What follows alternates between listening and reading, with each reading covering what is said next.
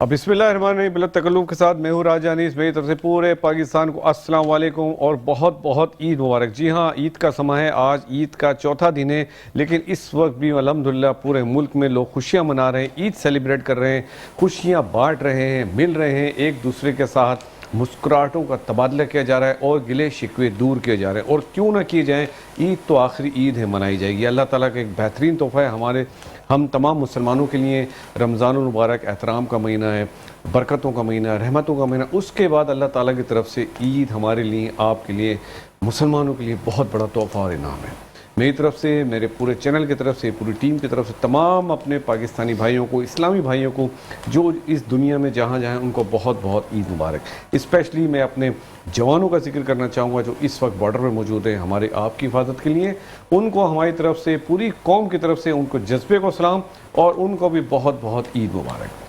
جیسا کہ میں نے کہا، آج عید ختم ہو چکی ہے لیکن چوتھا دن ہے اور عید کا سماں ہے، تو ہمارے درمیان جو مہمان موجود ہیں ہم ان سے ان کے ٹاپک پہ بعد میں باتیں کریں گے، کچھ عید کے حوالے سے بھی ہلکی پھلکی گفتگو ہو جائے، کیونکہ ایسا موقع پھر نہیں ملے گا کہ آخری عید میں ڈیفینیٹلی ہر شخص مصروف ہوتا ہے اور ہر شخص کی کمٹمنٹ۔ لیکن میں شکر گزار ہوں اپنے مہمانوں کا کہ انہوں نے آج کے دن اسپیشلی ہمارے کال کرنے پہ اپنا ٹائم اسپیئر کیا، اور ہمارے مہمان اس وقت ہمارے درمیان موجود ہیں ہمارے پروگرام میں، ہم ان کے شکر گزار ہیں۔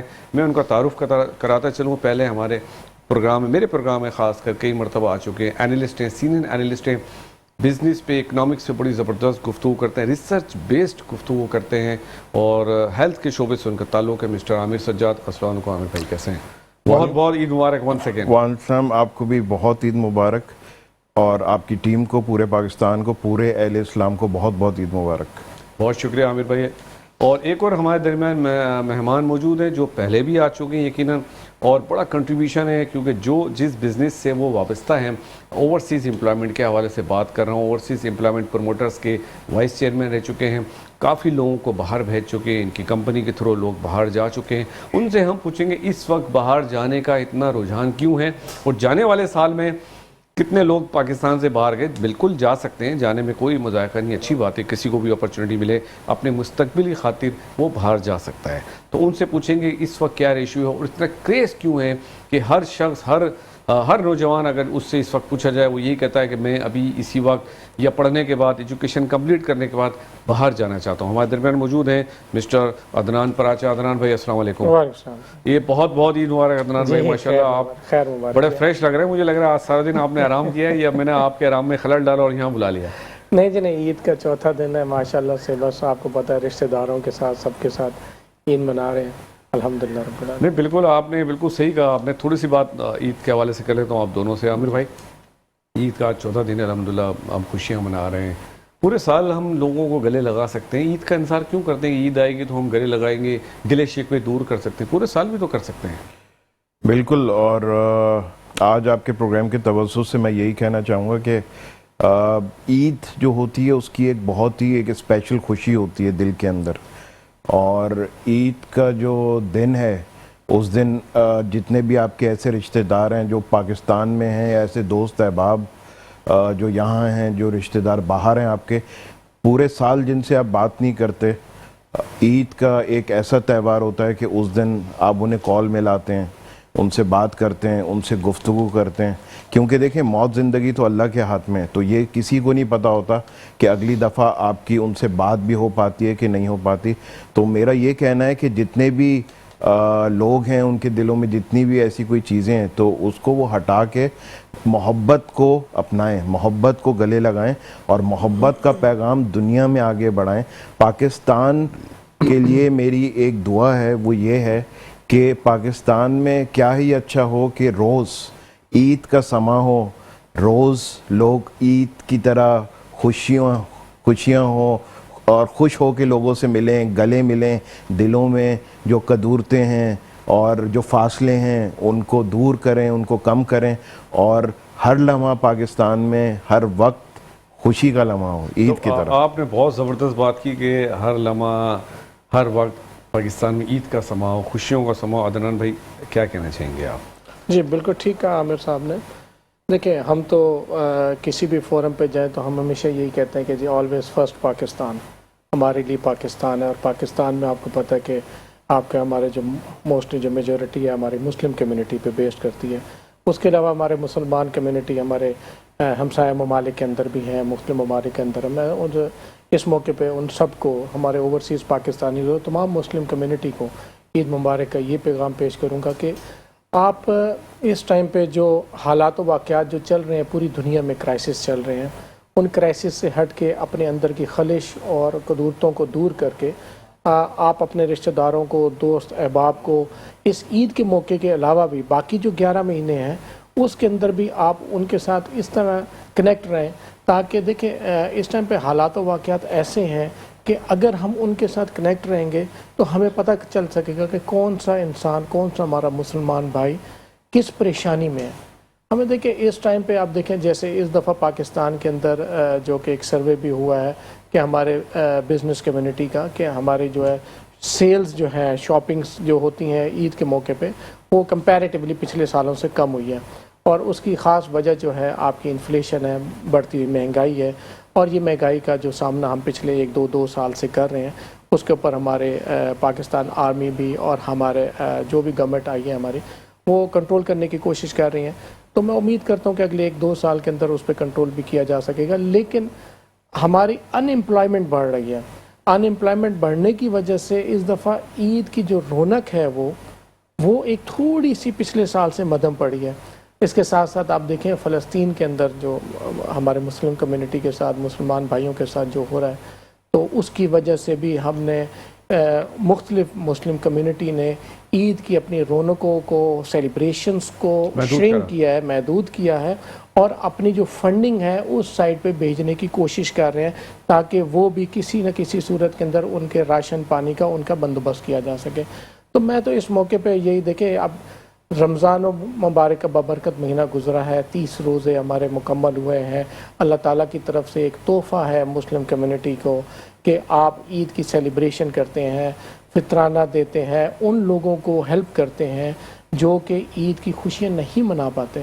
جو ہم اس 1 مہینے کے اندر ہم نے لوگوں کی مدد کی ہے یا عید کے موقع پہ بھی کر رہے ہیں, میں سمجھتا ہوں کہ ہمارے جو قابل جو استطاعت لوگ جو ہیں وہ لوگ اگلے 11 مہینے میں اس چیز کو کنٹینیو رکھیں. زبردست آپ نے بات کی عامر بھائی. میں یہ زبردست عدنان بھائی نے ایک بات پوائنٹ آؤٹ کی کہ ہم رمضان میں ہی مدد کرتے ہیں, یہ کر رہے ہیں, یہ کی ہم نے, why not rest of year 11 months میں بھی ہم اسی طرح لوگوں کی مدد کریں جس طرح رمضان میں ہر شخص آگے بڑھ کے لوگوں کی ہیلپ کرتا ہے, زکوٰۃ دیتا ہے, فطرہ دیتا ہے, جو بھی دیتا ہے. تو میں سمجھتا ہوں یہ کلیکٹیو ایفرٹس ہونی چاہیے پوری سوسائٹی کی طرف سے, تو کافی بہتری آنے کا چانس ہے. لوگوں کے حالت سدھر جائیں گے اگر یہ ہم 11 مہینے میں یہ ایکٹیویٹیز کریں تو. بالکل. اور اسلام میں تو اس میں ایک واضح پیغام دیا گیا ہے کہ دیکھیں اس میں کلیئرلی کہا گیا ہے کہ اتنا آپ رکھیں, مطلب ہے کہ باقی جو ہے جمع نہ کریں. جمع کرنے کا کانسیپٹ اسلام میں نہیں ہے, اور اسی وجہ سے ہے کہ جس کو آپ نے جمع کیا ہوا ہے اور اگر کسی کو اس کی ضرورت ہے اور اس کی ضرورت پوری نہیں ہو رہی اور آپ کے پاس کوئی اگر مال ہے, دولت ہے, وہ جمع ہے, تو اس ایسے مال اور دولت کا کوئی فائدہ نہیں ہے. کیونکہ اسلام میں آپ دیکھیں کہ ایک نہ ایک دن انسان نے چلے جانا ہے دنیا سے, تو وہ انسان جو ہے اس کو لوگ یاد رکھتے ہیں اور اس کو لوگ دعائیں دیتے ہیں جو کوئی ایسا کام کر کے جائے جس کے جانے کے بعد بھی اس کو دعائیں ملتی رہیں. تو اس طریقے کے کام جو ہے وہ کرنے چاہیے. اور اس کے ساتھ جو ہے میں یہ بھی کہنا چاہوں گا کہ آج جو ہے مسلمانوں کو اکٹھے ہونے کی ضرورت ہے, ایک پلیٹ فارم پہ آنے کی ضرورت ہے, اور صرف مسلمان ایک ریلیجن ہونا ہی کافی نہیں ہوتا. کیونکہ آپ دیکھیں کہ اسلام میں تو ہمارا بلیو ہے, لیکن بلیو سے کیا ہوتا ہے, سب سے امپورٹنٹ چیز کیا ہوتی ہے, پریکٹس. حضور صلی اللہ علیہ وآلہ وسلم نے اپنی پوری زندگی اسلام کی ترغیب دی پریکٹس سے. ایسی چیزیں کر کے دکھائیں کہ لوگوں نے ان کے اعمال جب دیکھے اس سے وہ ان سے محبت کرنے لگے اور اسلام کی طرف راغب ہوئے. آج انفارچونیٹلی ہم مسلمان تو کہلاتے ہیں, اسلام کا جھنڈا تو ہم لے کے کھڑے ہو جاتے ہیں, لیکن ہم قرآن کے اندر جو ایسی چیزیں بتائی گئیں اور ایسی چیزیں جن پہ ہمیں عمل کرنا چاہیے. عمل سے بہت دور ہے. بالکل عمل سے ایک تو بہت زیادہ دور ہیں. اور آج میں یہ دیکھتا ہوں کہ انفارچونیٹلی جو زمانہ ہے وہ کمرشل ہوتا جا رہا ہے. جو ایون اسلامک کنٹریز بھی ہیں وہ بھی کمرشلی ایک دوسرے کو دیکھنا شروع کر دیے. دنیا کو ایک ایسی نظر سے, ایک ایسے چشمے سے لوگ دیکھتے ہیں جس سے کمرشل اسپیکٹ زیادہ نظر آتا ہے. مانیٹری بینیفٹس کے پیچھے لوگ جا رہے ہیں اور وہ یہ دیکھ رہے ہیں کہ ان کی کنٹری کو کس چیز سے زیادہ بینیفٹ ہو سکتا ہے, تو اس میں وہ آگے بڑھ جاتے ہیں. اور اس طریقے کی کوئی بھی چیز اگر ہو, جیسے فار ایگزامپل آپ ابھی فلسطین کی بات کر لیں, تو اس میں آپ دیکھیں کہ کوئی بھی لوگ زیادہ آگے نہیں آ رہے, اور کوئی بھی زیادہ لوگ, صرف جو عام عوام کو آپ دیکھیں گے نا, عام عوام کون ہے؟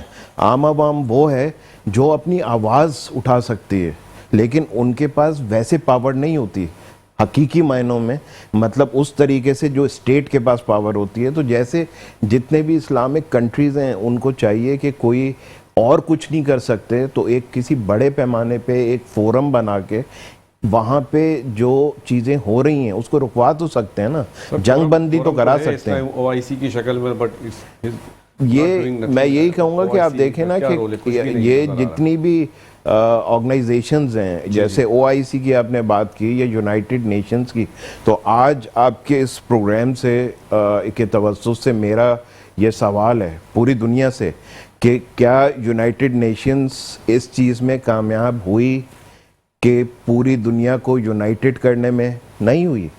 کیا یونائٹڈ نیشنز کی ایسی کتنی ریزولوشنز ہیں کشمیر کے اوپر, فلسطین کے اوپر, جگہ جگہ ایسی ریزولوشن کا کیا فائدہ ہے کہ جو ریزولوشن کام ہی نہیں کرتی؟ اگر جو ریزولوشن کسی کی جان نہیں بچا سکتی, بچوں کی جان نہیں بچا سکتی, تو اس ریزولوشن کا فائدہ کیا ہے؟ کوئی فائدہ نہیں. زبردست بات کی ہے عدنان بھائی. میں بریک پہ جا رہا ہوں, بریک کے بعد آپ سے پوچھیں گے اوورسیز امپلائمنٹ کے حوالے سے کہ لاسٹ ایئر کتنے لوگ ہمارے پاکستان سے باہر گئے روزگار کے لیے, اور اس ایئر کی بات کریں 2024 کی, تو جنوری سے لے کے اپریل تک ابھی کتنے آلموسٹ پاکستانی جو روزگار کے لیے باہر جا چکے ہیں. ملتے ہیں ایک چھوٹے سے بریک کے بعد.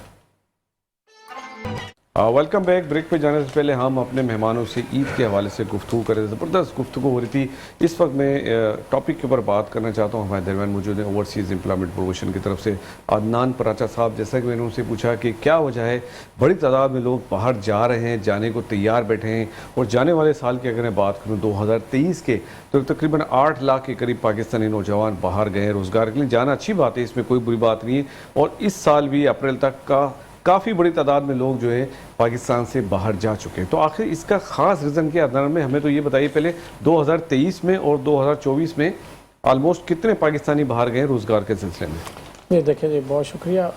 اس میں یہ ہے کہ ہماری جو 2023 میں تقریباً 8,65,000 کے قریب ورک فورس مختلف ممالک کی طرف جابس کے لیے گئی ہے, پاکستان سے ایکسپورٹ ہوئی ہے, جس میں موسٹلی ہماری جو مین پاور ہے وہ کنسٹرکشن بیسڈ اور ہاسپٹیلٹی سائٹ کے اوپر وہ زیادہ مین پاور گئی ہے, جس میں آپ کے ہائیلی اسکلڈ اور پروفیشنل لوگوں کا ریشو وہ نہیں ہے. اس کے اندر ریشو ان کا تقریباً 80 سے 85 ہزار کے قریب ہے. باقی جتنے بھی باقی ماندہ جو ورک فورس گئی ہے وہ ہماری کنسٹرکشن بیسڈ گئی ہے, جو کہ موسٹلی ہماری جو مین مارکیٹس ہیں وہ سعودی عربیہ, UAE, قطر اور بحرین, گلف اسٹیٹس ہیں. اس کے بعد ہمارا UK والا سیکٹر آتا ہے, جس میں UK میں بھی اس دفعہ 2023 میں ہمارا پرپورشن اچھا گیا ہے کمپیریٹیولی 2022 سے. تقریباً ہمارے 15 سے 16 ہزار ورک فورس ہمارے UK والی سائٹ پہ بھی گئی ہے. دیکھیں 2024 کے اندر اب تک ہماری تقریباً ورک فورس 1.25 لاکھ کے قریب جا چکی ہے, اور یہ فگر جو ہے ہم نے پچھلی گورنمنٹ سے بھی, PDM کی گورنمنٹ سے بھی ریکویسٹ کی تھی, نگران گورنمنٹ سے بھی ریکویسٹ کی تھی کہ اگر معاملات کو پراپرلی گورنمنٹ بیسس کے اوپر ٹیک اپ نہیں کیے جائیں گے تو یہ ہماری ورک فورس کا بزنس ڈاؤن فال کی طرف جائے گا.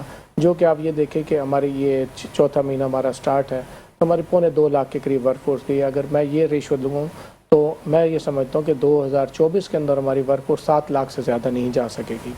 تو اس کے پیچھے یہ ہے کہ بہت زیادہ عوامل ہیں ہماری جو گلف اسٹیٹس کی طرف سے, ہمارے جو ڈیفیکلٹیز ہماری اوورسیز امپلائمنٹ پروموٹرز کو فیس کرنی پڑ رہی ہے, جس کا الٹیمیٹلی جو امپیکٹ ہے ہماری یوتھ کے اوپر پڑ رہا ہے. کیونکہ دیکھیں آپ کی یوتھ جو ہے آپ کے ملک کی ترقی کے اندر اہم کردار وہی ادا کرتی ہے. آپ کا تقریباً 80 لاکھ سے 1 کروڑ کی پاپولیشن آپ کی ہر سال اس ٹائم پہ بڑھ رہی ہے. آپ کی پاپولیشن کے ساتھ ساتھ ہماری جو انفلیشنز کا جو ریشو ہے ہماری ادھر مہنگائی کی وجہ سے اور ان امپلائمنٹ کی وجہ سے ایکسپورٹ ہماری کم ہوئی ہے, اس کی وجہ سے ہماری یوتھ جو ان امپلائڈ ہو رہی ہے اس کو ہم نے یوٹیلائز کرنا ہے. دیکھیں جہاں تک بات کرتے ہیں آپ ریمیٹنسز کی, تو ریمیٹنسز دیکھیں ہمارے ملک کی اسٹیبلٹی, اکانومی کی جو اسٹیبلٹی ہے وہ 3 چیزوں پہ ہے. ایک تو آپ کی FDIs پہ ہے, فارن ڈائریکٹ انویسٹمنٹ پہ ہے, آپ کی ایکسپورٹ پہ ہے, اور ریمیٹنسز پہ ہے. ریمیٹنسز ہماری 2021 کے اندر 22 کے اندر ہماری ریمیٹنسز اچھی تھی, پھر وہ کمپیریٹیولی ہماری ڈاؤن ہوئی, تقریباً 27.5 ارب کے گئی.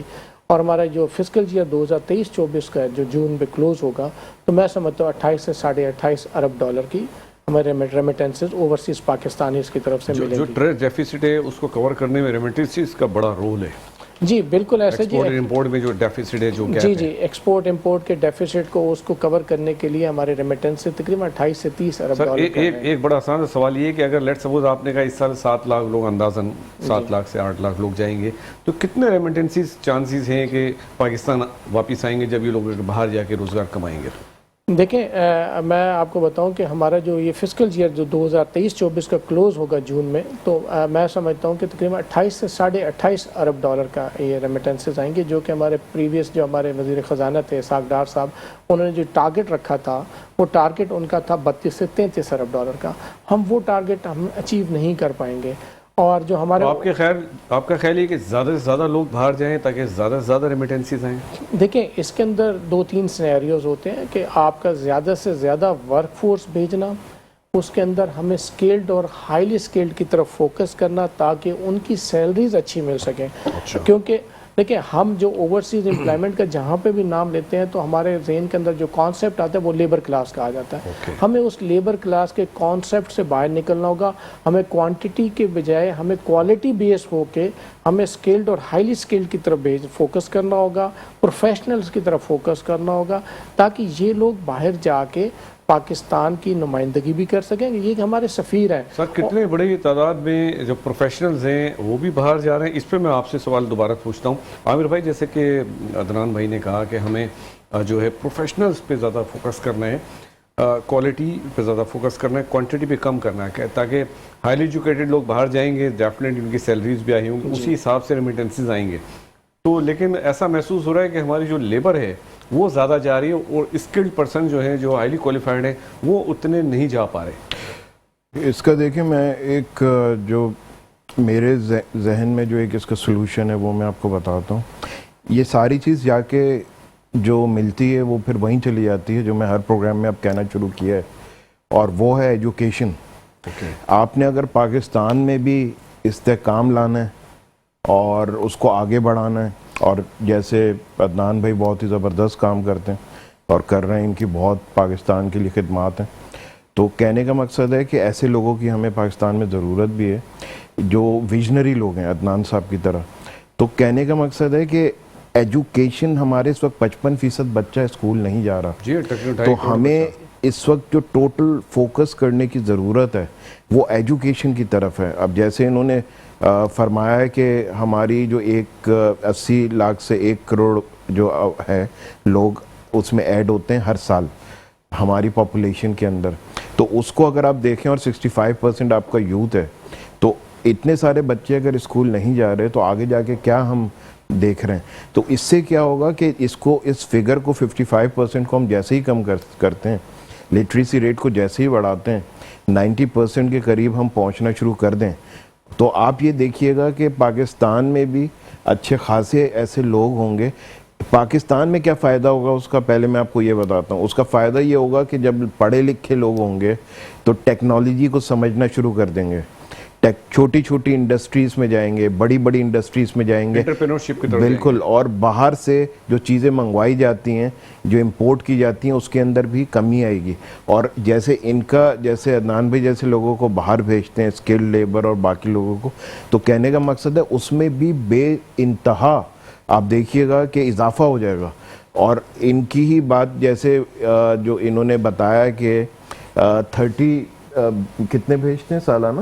جی 8 سے 9 لاکھ ورک فورس. ہاں, اور نہیں اس میں جو اماؤنٹ کتنا آتا ہے ہمیں देखिए 28 से 30 अरब डॉलर 28 से 30 अरब डॉलर का जो अमाउंट आता है, आप इसको आप देखिए ना कि इसको उठा के आप 200 भी कर सकते हैं, जी हाँ, मतलब है 150 पे भी जा सकता है, 100 पे भी जा सकता है, 300 पे भी जा सकता है, एक प्लान के तहत। ये प्लान जो इन्होंने अभी बात की, ये कहाँ से जुड़ा हुआ है? बात वही है कि एजुकेशन से ही जुड़ा हुआ है, कि लोग जब पढ़े लिखे होंगे तो बाहर जाएंगे सर, ना। उसकी एक वजह बड़ी ज़बरदस्त इन्होंने बात पॉइंट आउट की, आपकी जो सवाल था उसका जवाब मेरे ख्याल आमिर साहब ने दिया कि एजुकेशन लेवल ही हमारा इतना कम है, तो यही वजह है कि स्किल्ड लोग हैं ही नहीं, तो जाएंगे कैसे? तो ज़ाहिर है जो नॉन स्किल्ड है वही जा रहे हैं। 2.5 करोड़ बच्चा अभी स्कूल नहीं आता, मैट्रिक लेवल तक ही बहुत कम है, फिर ग्रेजुएट लेवल पर, higher secondary, higher education level पे। तो डेफिनेटली जब ये 2.5 करोड़ जो बच्चा नॉन स्कूल गोइंग है, ये रेशो कम होना शुरू होगा, लोग एजुकेट होंगे, जितने ज़्यादा होंगे उतने ही एजुकेटेड लोग बाहर जाएंगे। फिर तो आपकी बात ठीक है कि फिर तो ज़बरदस्त किस्म का रेवेन्यू, फिर तो हमें IMF की भी ज़रूरत नहीं है, किसी की भी ज़रूरत नहीं है। ये देखें, सबसे पहली चीज़ ये है कि हमारे स्कूल लेवल पे काउंसलिंग नहीं होती। जब आपको स्कूल लेवल के ऊपर आप बच्चे की काउंसलिंग करेंगे कि आप किस ग्रेड का बच्चा है और आगे जाके किस ग्रेड के अंदर वो जाए, स्किल्स की तरफ जाए, आपके प्रोफेशनल एजुकेशन की तरफ जाए, सबसे पहले हमें आपकी काउंसलिंग की ज़रूरत है हमारे स्कूल लेवल पे। दूसरी चीज़ ये है कि इस टाइम पे जो हमारी जो यूथ है वो एक डगर पे लग गई है कि उसको जॉब चाहिए। अब देखिए गल्फ़ स्टेट्स के अंदर भी अब कॉन्सेप्ट चेंज हो रहा है अपने फील्ड्स के अंदर, वो अब आपसे सर्टिफाइड बच्चा मांग रहे हैं। यूरोप के अंदर 12 से 13 लाख वर्क फोर्स की पर एनम रिक्वायरमेंट है यूरोपियन कंट्रीज़ के अंदर। तो मैं डिफरेंट फोरम पे ये पहले भी रिक्वेस्ट कर चुका हूँ कि हमारी पाकिस्तान गवर्नमेंट को चाहिए कि बाहर यूरोपियन कंट्रीज़ के साथ एग्रीमेंट साइन करें। देखिए एग्रीमेंट साइन जब आप करेंगे तो हमें उनका क्राइटेरिया मालूम होगा, क्राइटेरिया के साथ हमारी बिजनेस कम्युनिटी वहाँ पे जाके B2B जाके बिजनेस ये काउंसलिंग वाली बात आ गई, पता ही नहीं है कि जाना कहाँ है, जाना कहाँ पे है, ठीक है ना। अच्छा, दूसरी चीज़ ये है कि हमारी यूथ को एक ना उस एक डगर पे जो लगे हैं वो कहते हैं कि जी हमें कल के बजाय आज भेज दें। हम उनको हमेशा से कहते रहे कि आप स्किल्ड हो, सर्टिफाइड हो कि आप बाहर जाएं, ताकि आप देखें जो आपका टेक्नोलॉजी ट्रांसफ़र का जो कॉन्सेप्ट है वो कहाँ से आता है। अब जापान का सेक्टर हमारे लिए, पाकिस्तान के लिए अभी खुला है। जापान को तकरीबन 30 से 35 लाख वर्क फोर्स की 10 सालों में रिक्वायरमेंट है। उन्होंने कहा कि हमारी आप बेसिक लैंग्वेज सीख के आएँ, बेसिक लैंग्वेज सीखने के बाद आप इधर आएँ और हमारे मुल्क की तरक्की के अंदर अहम किरदार अदा करें। वहाँ पे यूथ की कमी है, हमारे पास यूथ की अवेलेबिलिटी है। अब हमें अपनी यूथ को ये समझाना है कि देखिए जो उनकी बेसिक रिक्वायरमेंट है उसको फुलफ़िल करना है।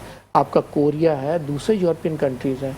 अब हमें गवर्नमेंट ऑफ पाकिस्तान अगर हमें टेकअप करे, हमें ऑन बोर्ड ले, हमें पार्टिसिपेशन दें गवर्नमेंट के अंदर, तो मैं आपको बता सकता हूँ कि हमारा जो रेमिटेंसेस का जो टारगेट था, जो हमने 2023 के एंड पे हम बना रहे थे कि हम इस रेमिटेंसेस को 2024 के अंदर तकरीबन 35 से 36 अरब डॉलर तक ले जाएंगे।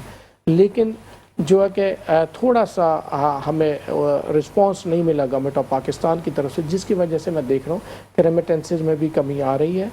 मैं इस मौके पे भी मैं रिक्वेस्ट करूँगा कि देखिए रेमिटेंसेस इस टाइम पे हमें शॉर्ट टर्म गोल्स अचीव करने के लिए पाकिस्तान के लिए बहुत ज़्यादा ज़रूरत है और हमें इसकी तरफ फोकस करना है, हमें यूथ की तरफ फोकस करना है। और जो हमारे ओवरसीज़ पाकिस्तानी जो बाहर काम कर रहे हैं, देखिए वो रेमिटेंसेस को इंक्रीज़ कर सकते हैं।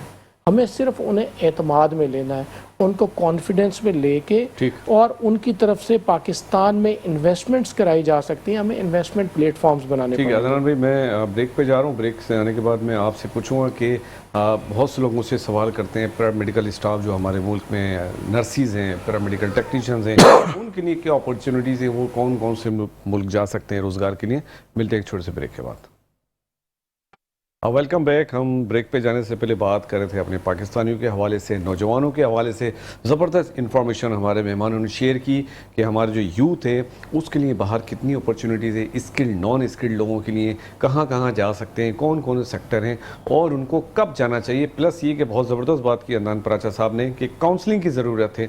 कैरियर काउंसलिंग हमारे नौजवानों के लिए बहुत ज़रूरी है, जो वो यूनिवर्सिटी लेवल पर हो, ग्रेजुएट लेवल पर हो, मास्टर्स डिग्री ले रहे हों, उनको ये पता होना चाहिए कि उन्होंने अगर बाहर जाना है तो उनके लिए कहाँ अपॉर्चुनिटीज़, लेकिन उसके लिए काउंसलिंग बहुत ज़रूरी है। आमिर साहब, मैं आपसे, आप बिज़नेस कम्युनिटी से ताल्लुक़ रखते हैं, SIFC एक इदारा हमारे दरमियान जो कायम हो, हमारे आर्मी चीफ उसको लीड करते हैं लास्ट ईयर जून 2023 में। اور ابھی ہم نے دیکھا کہ جو SIFC کا آبجیکٹیو تھے اکنامک ریوائول تھا اور فورن ڈائریکٹ انویسٹمنٹ کے اوپر اس نے کام کیا، جس کا رزلٹ یہ آیا الحمدللہ، آنے شروع ہو گئے بلکہ رزلٹ کہ ریسنٹلی ہمارے پرائم منسٹر صاحب شہباز شریف صاحب ریسنٹلی رمضان میں سعودی عرب تشریف لے گئے، وہاں کے جو حکمران ہیں پرنس محمد بن سلمان، انہوں نے $5 بلین کی شیورٹی دی کہ وہ پاکستان کی سپورٹ کریں گے. تو یہ بہت زبردست بات ہے. اکنامک ریوائول تو ہونا شروع ہو گیا اور چینجز آنے شروع ہو گئے، SIFC کا رزلٹ آنا شروع ہو گیا ہے. بالکل. سب سے پہلے تو میں یہ بتانا چاہوں گا کیونکہ کافی لوگوں کو پتہ نہیں SIFC اسٹینڈ کیا کرتا ہے. SIFC ہے اسپیشل انویسٹمنٹ فیسیلیٹیشن کاؤنسل. یس. اس کے ساتھ میں آپ کو یہ کہنا چاہوں گا کہ آج آپ کے پروگرام کے توسط سے ایک فارمولا ہے جو میرے ذہن میں ہے، وہ یہ ہے کہ باقی چیزوں پہ تو وہ کام کر ہی رہے ہیں، تو میں یہ اس کے اندر ایک چیز ڈالنا چاہتا ہوں، وہ ہے اوورسیز پاکستانی کی انویسٹمنٹ کے. اس سے میرے ذہن میں ایک آئیڈیا آیا تھا، وہ یہ آیا کہ آپ کے پاس لسٹ موجود ہے پاکستان کے پاس، SIFC کے پاس، کہ ایسی کون سی چیزیں ہیں جو ہم امپورٹ کرتے ہیں. ٹھیک ہے، آپ اگر ایک فورم بنائیں انٹرنیشنلی اور آپ کے جتنے اوورسیز پاکستانیز ہیں ان سے جا کے اس فورم کے تحت SIFC ان کو انوائٹ کرے، اس فورم میں ہر ملک میں انوائٹ کرے، پاکستان میں بھی انوائٹ کرے، اور ایسی جتنی چیزیں آپ امپورٹ کرتے ہیں اس کی لسٹنگ کریں. اگر ان کا اس میں کسی بھی چیز کو بنانے میں انٹرسٹ ہے تو آپ ان کو لینڈ دیں سبسیڈائز ریٹ پہ، اور اس بزنس کو 20 سال کے لیے ٹیکس فری کر دیں. اگر اس طریقے کے انسینٹیو آپ انہیں دیں گے، اس سے کیا ہوگا کہ آپ کی جو امپورٹ ہے وہ آہستہ آہستہ کرٹیل ہوگی، کم ہوگی، وہ ٹیکنالوجی پاکستان آ جائے گی، اوورسیز جو ہمارے پاکستانی ہیں ان کی انویسٹمنٹ پاکستان آ جائے گی، اور ان کو بینیفٹ ہوگا کہ آپ نے ان کو 20 سال کے لیے ان کا جو بزنس ہے، جو بھی انویسٹمنٹ ہے، وہ ٹیکس فری کر دی. وہاں ان کو سمجھ میں آئے گا کہ یہاں پہ ان کو بھی کوئی بینیفٹ مل رہا ہے اور اس سے آپ کے ملک کو بھی بینیفٹ ملے گا. جب دونوں کو بینیفٹ ملے گا تو فائدہ کس کا ہوگا؟ پاکستان کا. اس کے ساتھ جیسے ہم نے بات کی کہ سعودی عرب جو ہے انہوں نے $5 بلین کا جو ہے ان سے جو اناؤنسمنٹ ہوا اور وہ ساری چیزیں، تو سعودی عرب جو ہے وہ ہمارا بہت ہی پرانا دیرینہ ہمارا جو ایک دوست ہیں، اور وہ ہمیشہ پاکستان کے ساتھ ہر وقت میں کھڑے رہتے ہیں. تو یہ ایک بہت بڑی ایک بات ہے، اور ظاہری بات ہے کہ وہاں پہ ہمارا اسلامک پوائنٹ آف ویو سے ایک الگ ان سے محبتیں اور وہ سارے جو قربتیں ہیں، ساری چیزیں. تو کہنے کا مقصد ہے کہ یقیناً SIFC کا بڑا رول ہے، جو اتنی بڑی انویسٹ بالکل انہوں نے جو شیورٹی دی ہے $5 بلین کی. دیکھیں SIFC ہے کیا؟ SIFC فیسیلیٹیٹ کر رہا ہے آپ کو، اور اس کے اندر ڈیفرنٹ چیزوں میں کر رہا ہے. اس کے اندر آپ کو ایگریکلچر میں کر رہا ہے، IT میں کر رہا ہے، مائنز اینڈ منرلز میں کر رہا ہے، مطلب انڈسٹریز میں کر رہا ہے، کسی بھی چیز میں جس میں بھی آپ کا انٹرسٹ ہے. یہاں میں آپ کو یہ بتانا چاہوں گا کہ اگر میرا یہ سوچنا ہے کہ اگر کسی دنیا میں ایسے بہت سے ملک ہوں گے لیکن پاکستان جیسا ملک پوری دنیا میں نہیں، اور جتنی انویسٹمنٹ کی جتنی اپورچونیٹیز پاکستان میں ہیں، میرا یہ ماننا ہے کہ دنیا میں نہیں ہے. آپ یہ دیکھیں کہ پاکستان میں 92 منرلز ہیں، ٹھیک ہے، جو لسٹڈ ہیں، جس میں ہم 52 منرلز کے اوپر ہی صرف کام کرتے ہیں. اس کے اندر بھی ہمارے پاس جو پرابلم آ جاتا ہے ٹیکنالوجی کا، ان اسکلڈ لیبر کا. 40 منرلز پہ تو ہم کام ہی نہیں کرتے، اور وہ بھی جو منرلز پہ ہم کام کر رہے ہیں وہ بھی ہم را فارم میں باہر بھیج دیتے ہیں. تو ہمارے پاس وہ ٹیکنالوجی، وہ ٹیکنیک ہونی چاہیے کہ ہم فنش فارم میں چیزوں کو آگے بھیجیں. جیسے کہ آپ کی کھیوڑا مائن ہے، one of the biggest salt minus in the world, ٹھیک ہے.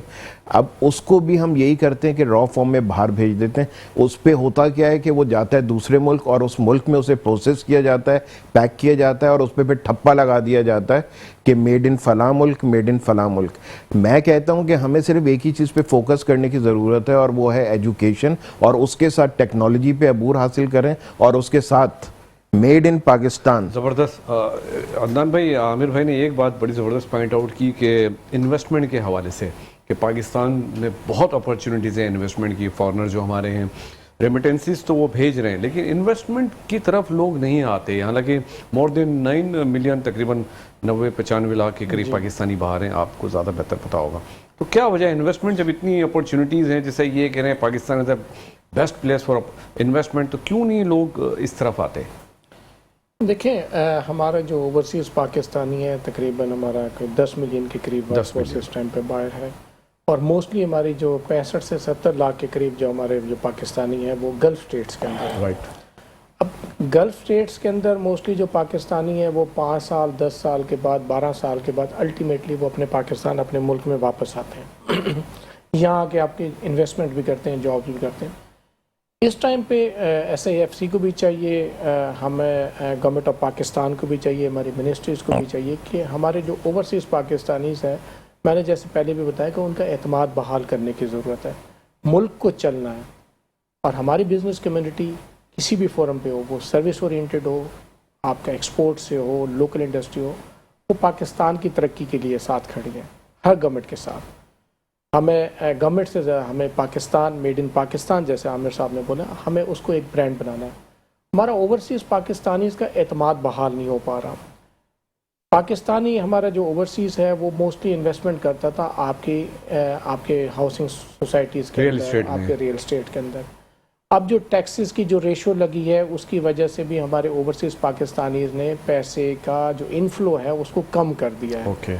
نمبر ایک چیز یہ ساتھ ہوگی، دوسری جب آپ انڈسٹری کے آپ بتاتے ہیں کہ آپ کی چھوٹی انڈسٹری بڑی انڈسٹری اوورسیز پاکستانیز کے لیے ہے، اس کے لیے ہماری جو پاکستان کی جو ایمبیسیز ہیں موسٹلی جو ہماری گلف اسٹیٹس کے اندر ہیں یا یورپ کے اندر ہیں، ان کو آن بورڈ ہونا پڑے گا، ان کو پراپرلی ہمارے ساتھ گورنمنٹ آف پاکستان کے ساتھ ہماری بزنس کمیونٹی کے ساتھ بیٹھ کے ایک عمل بنانا سر ان پڑے کا گا کوئی رول نظر نہیں آتا، جتنے بھی ہماری ایمبیسیز ہیں وہ تو بالکل بھی فنکشنل نہیں. لیکن آپ سمپلی اگر آپ یو اے ای کی ایمبیسی میں ہماری پاکستان کی چلے جائیں تو میں ایک بہت ٹپیکل سے ایک فارمولہ ہے کہ جس ایمبیسی کے باہر رش ہوگا اس کا مطلب وہاں پہ کام نہیں ہو رہا، اور جس ایمبیسی کے باہر رش نہیں ہے اس کا مطلب ہے اس ملک کے اندر ان کے ملک کے جو لوگ کام کر رہے ہیں وہ سیٹسفائی ہے اور ان کی ہر چیز سموتھ ہو رہی ہے۔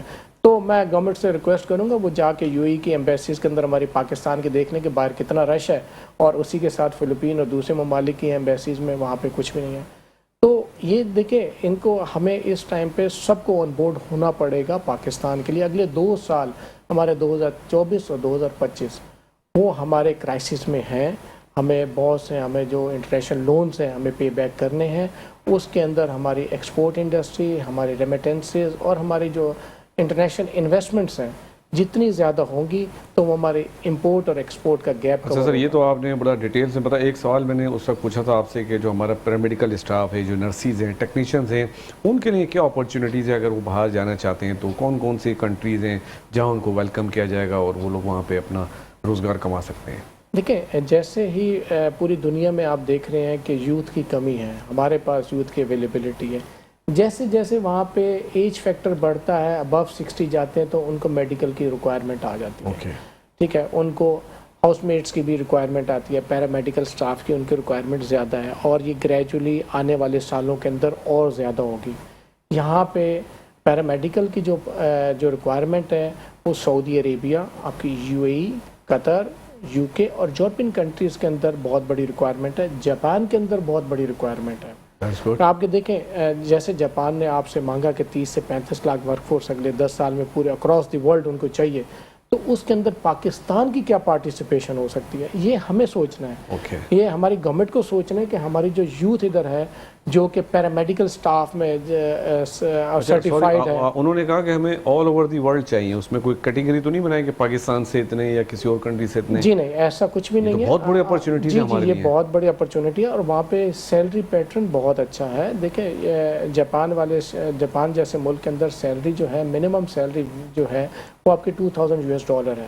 اب وہ کمپیریٹیولی اگر ہم گلف اسٹیٹ سے کمپیئر کریں تو وہ 4 سے 5 گنا زیادہ ہے، اور ہمیں اب اس چیز پہ فوکس کرنا ہے، بیٹھ کے لاعمل بنانا پڑے گا، ہمیں اپنے جو اسکل سینٹرز ہیں پاکستان میں ان کو پراپرلی ایکٹیویٹ کرنا پڑے گا ہر شہر کے اندر۔ لیکن سر آپ نے یہ بھی کہا کہ ان کے لیے جاپانی زبان سیکھنا ضروری، تو اس کے لیے تو وہ عامر والی بات آ گئی کہ پہلے ان کو ایجوکیٹ تو کریں، جب ایجوکیٹ ہوں گے تو وہ جاپانیز لینگویج کو سیکھ سکیں گے نا۔ یہی تو میں ریکویسٹ کر رہا ہوں کہ گورنمنٹ آف پاکستان ہمیں آن بورڈ لے، ہم ڈیفرنٹ پلیٹ فارمز کے اندر اپنی یوتھ کو میسج دے سکیں۔ پھر ایجوکیشن آ گئی، جب آپ میسج دیں گے ڈفرینٹ پلیٹ فارم سے میسج دیں گے تو وہ ہماری جو یوتھ ہے جن کے تک یہ میسج نہیں جا رہا وہ جا کے وہ اس طرف جائے گی. دیکھیں جاپان کے لیے مثال ہے, جانے کے لیے آپ کا 3 سے 4 مہینے کا کورس ہر بچہ کر سکتا ہے. گلف اسٹیٹس کے اندر پیرامیڈیکل سٹاف کو جانا ہے, ان کو بیسک ان کے ٹیسٹ کو پاس کرنا ہے. جیسے ہی وہ ٹیسٹ کو پاس کریں گے they will be eligible to go there. Requirements ہیں, ان ریکوائرمنٹس کو ہم نے اپنی یوتھ تک کیسے پہنچانا ہے. اب جیسے میں مثال آپ کو دوں کہ ابھی پچھلے دنوں کے اندر بیگرز کا بہت بڑا ایک ایشو. جی سر, اس بارے میں ذرا ہمارے ناظرین کو بتائیے. سعودی عرب میں ہمارے بہت شرمندگی ہوئی ہے خبر سن کے. جی ہماری بہت زیادہ جگ رسائی ہوئی ہے اس وجہ سے کہ ہمارے بہت سے لوگ ہمارے سعودیہ میں بھی اور ایون یو اے ای کے اندر بھی ہمارے اس طرح کی ایکٹیویٹیز میں گرفتار ہوئے ہیں, اور موسٹلی کی جو تعلق تھا وہ پاکستان سے تھا, اور انٹرنیشنل میڈیا نے اس کو بہت زیادہ ہائی لائٹ کیا ہے. میں یہاں پہ یہ بتاؤں گا کہ یہ وہ لوگ ہیں جو یہاں سے وزٹ ویزاز پہ گئے ہیں. ہمارا جو اوورسیز امپلائمنٹ کا کام ہے, ہم جاب بیسڈ ویزا دیتے ہیں جو کہ کانٹریکٹ ہوتا ہے depending minimum for the 2 year up to 5 years. وہ تو ورک ایک ورک پرمٹ کے ساتھ ہوتا ہے. جو وزٹ ویزا پہ جو لوگ جا رہے ہیں یہی وہاں پہ جا کے کچھ ہزار لوگوں نے اس طرح کی جگ رسائی پاکستان کے لیے کی, جس کا امپیکٹ جو ہے ہمارا لیبل جو ہے پاکستان کی یوتھ کے لیے اتنا برا ہو گیا ہے کہ ہر جگہ پہ وہ چیز سرکولیٹ کر رہی ہے اور ہمارا پاکستان کا ایک نام خراب ہو رہا ہے.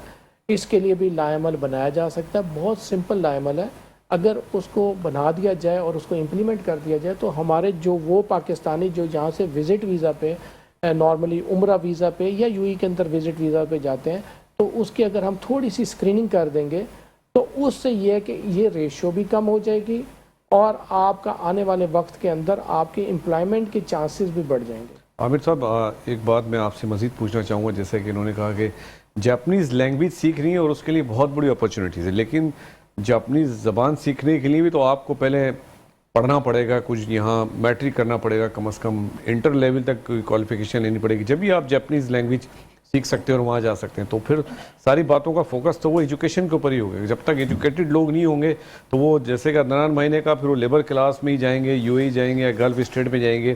اسکلڈ لیبر ہم باہر نہیں بھیج سکتے. بالکل, اس میں وہی چیز ہو جاتی ہے. دیکھیں آپ کو نا ایک بہت ہی بڑے ایک اوور آل سسٹم کی جو ہے پاکستان میں اس وقت ضرورت ہے, اور وہ اسٹارٹ کرنا ہوگا آپ کو گراؤنڈ لیول سے. جیسے اب بیج نہیں ہوتا, بیج لگاتے ہیں مٹی کے اندر, پھر اس کے بعد وہ پھوٹتا ہے اور اس کے بعد پھر وہ درخت بنتا ہے. تو اس طریقے سے جو ہے اگر ہم اس کو دیکھیں تو آپ دیکھیں کہ جو بچوں کا جو اسکولنگ کا سسٹم ہے اس کو ریویو کرنے کی ضرورت ہے پاکستان کے اندر. اس کو ہمیں میچ کرنے کی ضرورت ہے. ہم نے اس کو یہ چھوڑا ہوا ہے کہ آگے جا کے اسپیشلائز ڈگریاں کر لیں لوگ, لیکن آگے جو چیزیں ہو رہی ہیں اس کی کچھ چیزیں اسکول کے اندر بھی انہیں تربیت دینی چاہیے. وہ یہ ہے کہ آپ آگے جو فیوچر کی جو ٹیکنالوجیز ہیں آپ صرف اسی کے اندر دیکھ لیں, آئی ٹی کے اندر, کہ اس کے اندر بلاک چین کی ٹیکنالوجی, اس کے اندر جو آرٹیفیشل انٹیلیجنس کی جو ٹیکنالوجی ہے, I O T internet of things کی جو ٹیکنالوجیز آ رہی ہیں. اب اے آئی جو ہے آرٹیفیشل انٹیلیجنس کو ہی توڑ کے اس کے اندر کتنی چیزیں آ گئی ہیں. تو اسی طریقے سے وسیع فیلڈ ہے. تو بچوں کو ایک چھوٹے لیول پہ میرے خیال میں یہ کہنا چاہوں گا کہ 4th یا 5th کلاس سے ان کو تھوڑا تھوڑا ان ٹیکنالوجیز کے بارے میں پڑھانا چاہیے کہ آگے فیوچر میں گروتھ کہاں ہو رہی ہے. جی بالکل زبردست بات کی. عدنان بھی, میں پروگرام کا آخری منٹ چل رہا ہے, میں چاہوں گا آپ اپنی یوتھ سے جو ہمارا اثاثہ ہے, ہمارا ایسیڈ ہے, جس پہ ہمارا بڑا فخر ہے, کیا میسیج دیں گے کہ ان کو کیا امیڈیٹ کرنا چاہیے؟ دیکھیں میں یوتھ کو تو یہ میسیج دوں گا کہ ایز اے پاکستانی کہ پاکستان ہے تو ہم ہیں, اور آپ اس ٹائم پہ جو ہمارے ادھر پاکستانی کام کر رہے ہیں, جو ورک فورس ہماری ادھر ہے, جو یوتھ ادھر ہے, آپ کو پاکستان کے بارے میں سوچنا ہوگا. ایک پراپرلی ایک سسٹمیٹک پلیٹ فارم کو استعمال کر کے اگر آپ نے باہر بھی جانا ہے اس کو یوٹیلائز کر کے آپ باہر جائیں. اور جو ہمارے اوورسیز پاکستانی جو اس ٹائم پہ پاکستان کے لیے خدمت کر رہے ہیں اور ہمارے سفیر ہیں, ان کو میں میسیج دینا چاہوں گا کہ اس ٹائم پہ پاکستان کو آپ کی اشد ضرورت ہے, آپ کی ریمیٹنسز کی ضرورت ہے, آپ کے پیسے کی ضرورت ہے.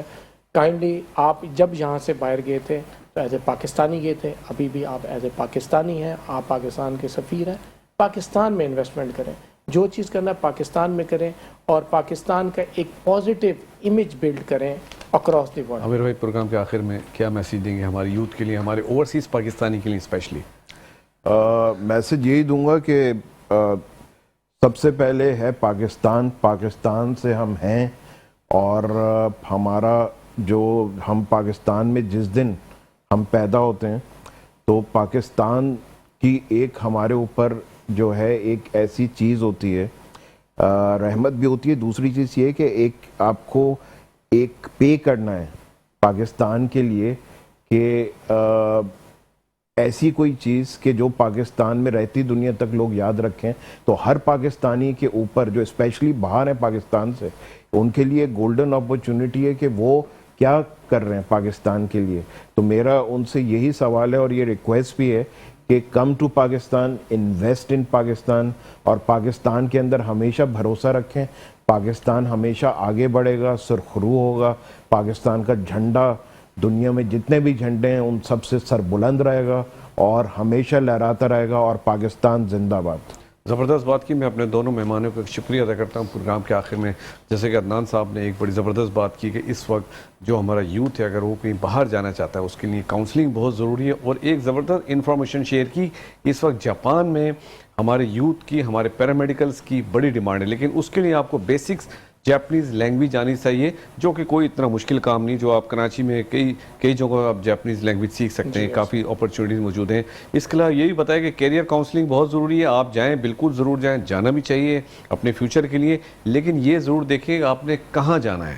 تو میں اپنے دونوں مہمانوں کا ون سیکنڈ بہت شکریہ ادا کرتا ہوں. پروگرام کے آخر میں میں ہمیشہ کہتا ہوں پاکستان ہماری جان, ہماری شان, سب سے پہلے پاکستان. انشاءاللہ ہمارا پاکستان ہمیشہ قائم و دائم رہے گا. ملتے ہیں اگلے پروگرام میں. پاکستان زندہ باد.